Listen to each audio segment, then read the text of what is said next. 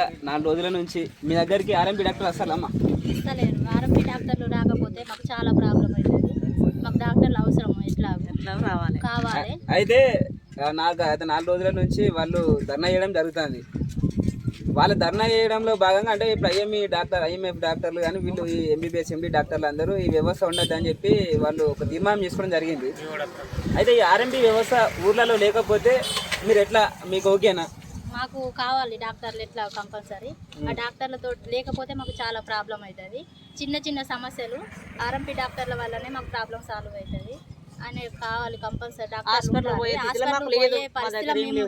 మేము మధ్య తరగతి బతుకులు మేము మధ్య తరగతి బతుకులు కాబట్టి మేము చేసుకోవాలనంటే మేము వేరే హాస్పిటల్ పోవాలనుకుంటే మాకు డబ్బులు చాలా కావాలి.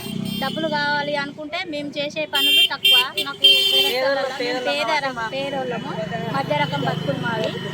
బయటికి పోయి హాస్పిటల్ పోవాలనుకుంటే వేలు కావాలి. మేము ఒక 100 రూపాయలు పెట్టి 2 ఇంజక్షన్లు వేయించుకుంటే మాకు ప్రాబ్లం సాల్వ్ అవుతుంది. మేము చిన్న కుటుంబాలల్లో మేము ఏది చేసుకోవాలన్నా ఏది చేయాలన్నా కానీ డాక్టర్లతో అవసరము. మధ్య నైటు జ్వరం వస్తుంది, అప్పుడు పోవాలనుకుంటే ఫోన్ చేసి మేము రమ్మంటే ఇంటికి వస్తాడు డాక్టరు, మాకు ట్రీట్మెంట్ చేస్తాడు.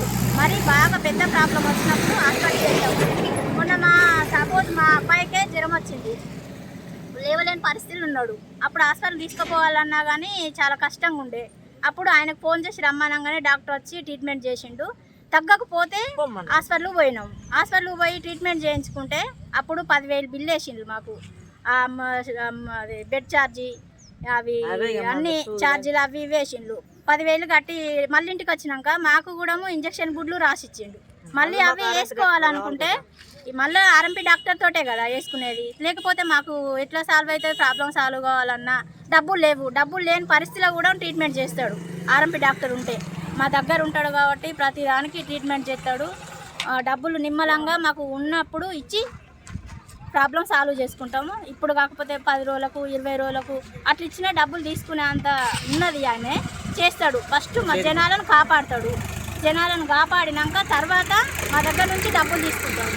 అదే ముందు హాస్పిటల్కి పెద్ద హాస్పిటల్ పోతే ముందు డబ్బులు కట్టినాకనే ట్రీట్మెంట్ స్టార్ట్ చేస్తాడు. అప్పుడు మేము ఇబ్బంది పడతాం కదా. మనం ఉన్నా లేకున్నా బతుకులు మరి సాగాలనుకుంటే డాక్టర్ ఆర్ఎంపీ డాక్టర్ కంపల్సరీ మాకు అవసరం.